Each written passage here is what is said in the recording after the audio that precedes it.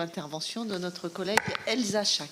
Merci Madame la Présidente. Alors à mon tour de vous remercier toutes pour vos interventions passionnantes ce matin, effectivement extrêmement complémentaires également dans vos approches.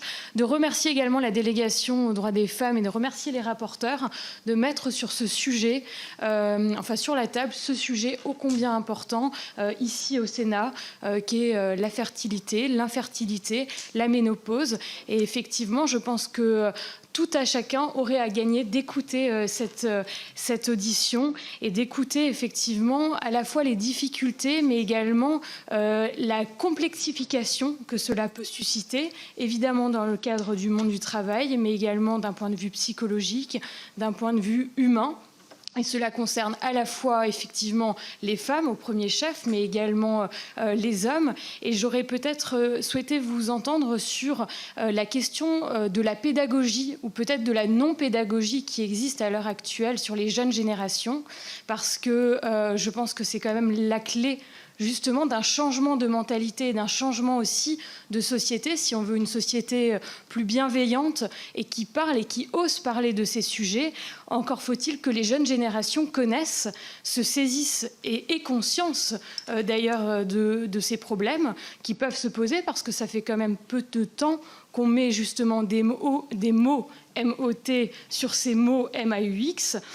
Ça fait quand même peu de temps, je trouve, qu'on parle d'endométriose, encore moins de SOPK, alors qu'il y a encore un grand nombre de femmes, d'ailleurs de plus en plus, qui sont concernées par cette grande difficulté. Et c'est vrai que j'ai été assez impressionnée du chiffre que Madame Massin vous donniez sur le nombre d'années. Alors je crois que c'est 7,7, vous disiez globalement, d'un parcours PMA. Et je voulais savoir comment, d'après vous, est-ce qu'il est possible de diminuer ces temps? Alors vous disiez 3 années en fait d'essai naturel. Là on voit aussi le lien avec l'alimentation, la prise de conscience aussi des femmes à mieux se connaître, à connaître leur corps. Et là aussi peu de choses sont enseignées, éduquées justement pour le connaître. Et on est un peu, et je parle globalement avec un certain nombre de retours que je peux avoir autour de moi, très livrés en fait à nous-mêmes. Et il y a quand même ce sentiment aussi souvent de solitude qui prédomine, ou en tout cas, lorsque ça ne marche pas naturellement, d'inquiétude sur soi-même ou sur son parcours. Donc comment peut-on diminuer effectivement peut-être ces 3 années d'essai naturel que vous évoquiez, mais vous évoquiez aussi 2 années, je crois, par rapport à des examens en fait médicaux qui là aussi sont extrêmement, sans doute très lourds, très compliqués, psychologiquement très difficiles, mais qui ont aussi une conséquence bien évidemment à la fois sur des études, sur un parcours professionnel.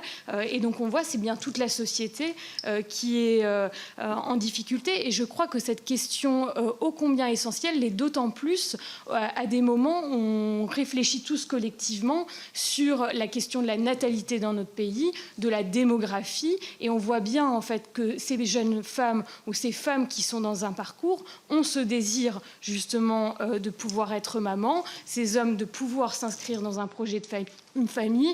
Et donc je pense que c'est aussi une question ô combien importante d'un point de vue plus global de la démographie et de la natalité. Je vous remercie.